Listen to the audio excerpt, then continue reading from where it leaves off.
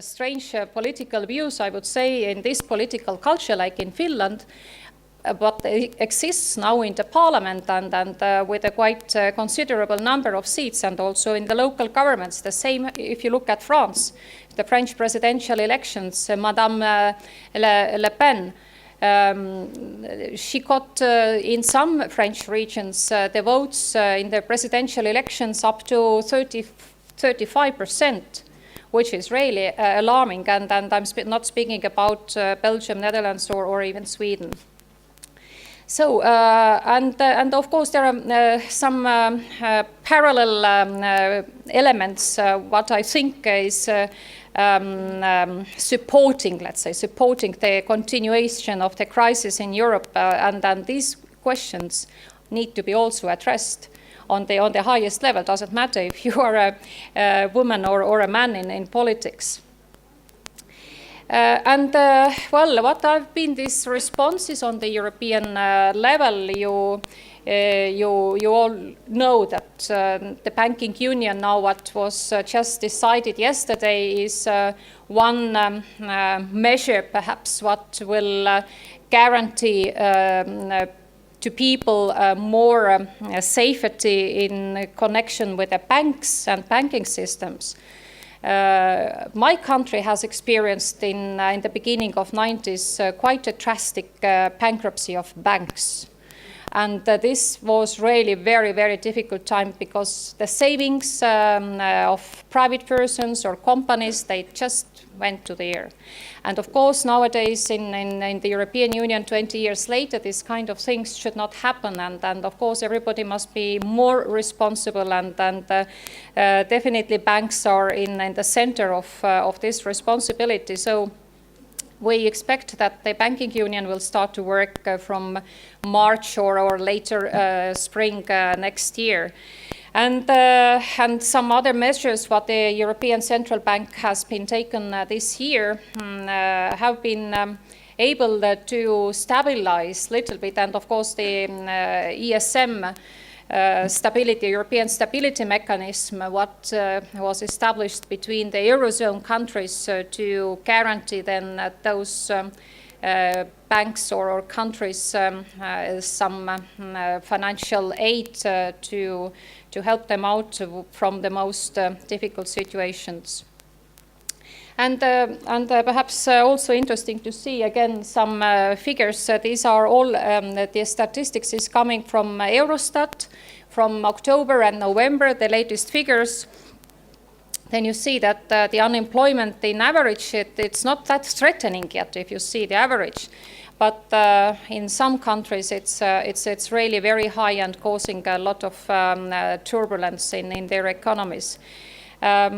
And also the public sector debt has really now grown already over 80%, despite of the treaties, despite of the EU treaties, what allow this debt to be only 60% of GDP. And the worst figure, I think, in this page is this expected real growth. In European Union, it's 0.4%, which is really quite a challenging and needs to be addressed on the highest level. Thinking what to do, how to get out of this, how to make this economy to grow again, what need to be done for that. And I don't go to too much into the details of the countries which are now mostly discussed as countries which have in one or another field bigger problems like Italy, Portugal, Spain, Ireland, Greece.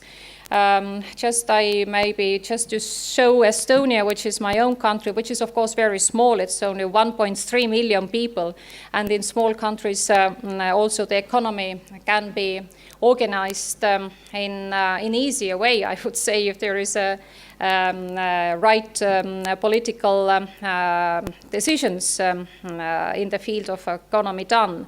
And well, in a case of Estonia, of course, the expected growth is the highest for the next year in EU, like it is the highest this year in the European Union. But still, we are so small, and our growth is not really it's not really helping out the whole big union. And yes, well, what will happen now next? I believe that when I say that everything depends on the EU citizens, then the general political approach is coming, of course, from the national governments, and in several national elections this year we will see what kind of political parties will be elected and what kind of economic policies they are going to implement. And how they will explain it to their citizens. And another important aspect what cannot be forgotten in parallel, speaking about these crises and resolving the crises, taking the decisions, is that the EU is going to enlarge also in this situation. Like Croatia is already confirmed that they will join next year. We continue the negotiations with Iceland, but the year is not fixed when Iceland is expected to join. Turkey, with whom the negotiations have been a little bit, let's say, frozen over the last 2 years, is expected now to reopen their active negotiations from January next year with the Irish presidency. And we'll see how far and how fast it can take. And I must say that in connection with Turkey, some years in European politics, even in quite high level, you could hear the resistance of the idea that Turkey should join one day European Union as not a Christian country. Then now I think that this rhetoric has been changed quite a lot, because most in European politics, they understand that Turkey is a very fast developing country with a huge potential, with a huge quite a big number of, quite a big population, almost like Germany, and with a great perspective. Therefore, I believe that Turkey has got in better position as by 2013. And the countries of West Balkans who have now also started the accession negotiations. And just the last few minutes, just to think what Europe should do as a, well, also part of a European decision-making family, where I see where the European development can go, and the idea of Northern European Union is quite perhaps strange for you, but we don't know what will really happen with the Great Britain. What we know in the northern part, in the region of the Baltic Sea, the Nordic Baltic countries, highest level, the government is highest level, cooperation is strengthening, and we, in a way, the countries around the Baltic Sea have some sort of their own like economic environment of faster growth, of austerity measures,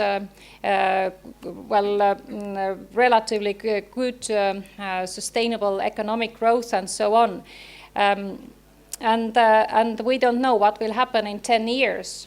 About 15 years ago, I used to be a teacher in one of the universities in Estonia, and then I taught the EC law and the history of the European Union. And when I read the idea of Europe with multi-speed approaches, then it seemed a little bit unrealistic, like 15 years ago, that how could this happen, that Europe will have, the countries will have the different speed in different fields. But now it's a reality.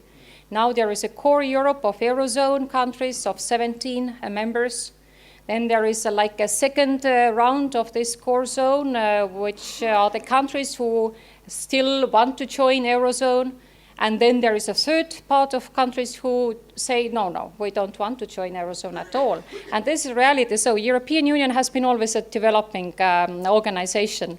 And we never know what will be next, or the federation, what some politicians in Europe are promoting very, very hard. Even Mr. Barroso said in September that to the European Parliament that the European Union should become a sort of federation of national countries.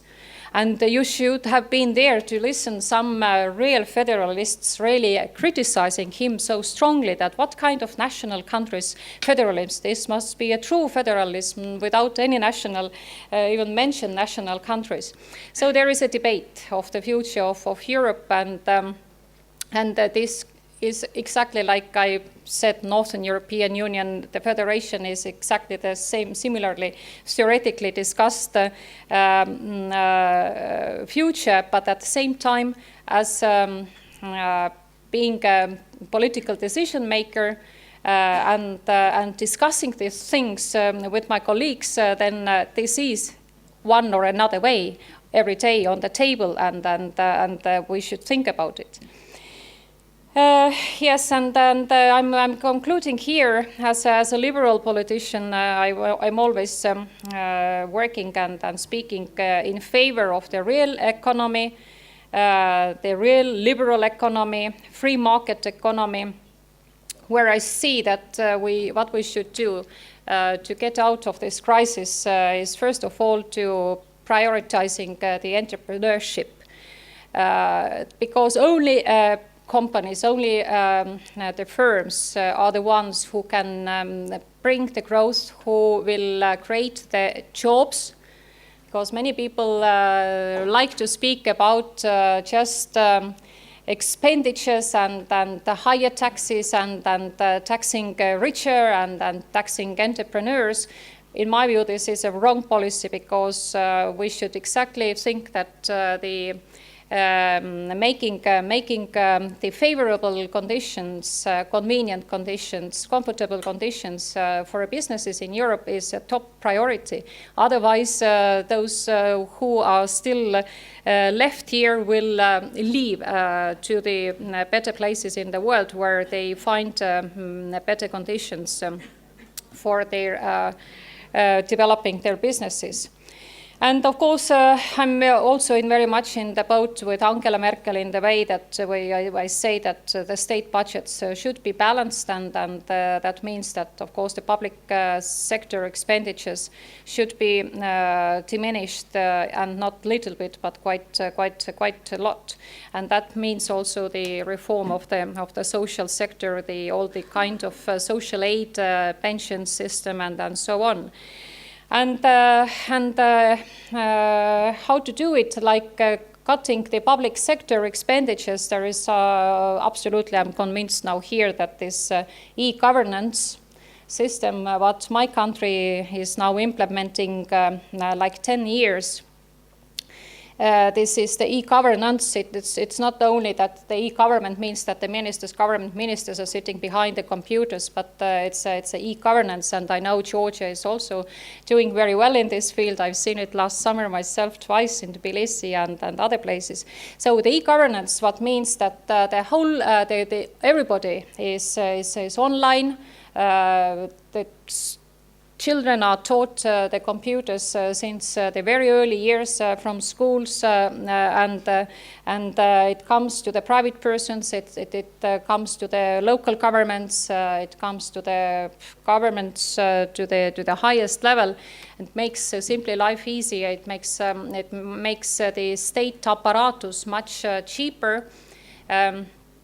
And like Estonian public sector expenditure is 38%, while the EU average is 49%, and many countries have almost 60% of the public sector Chair.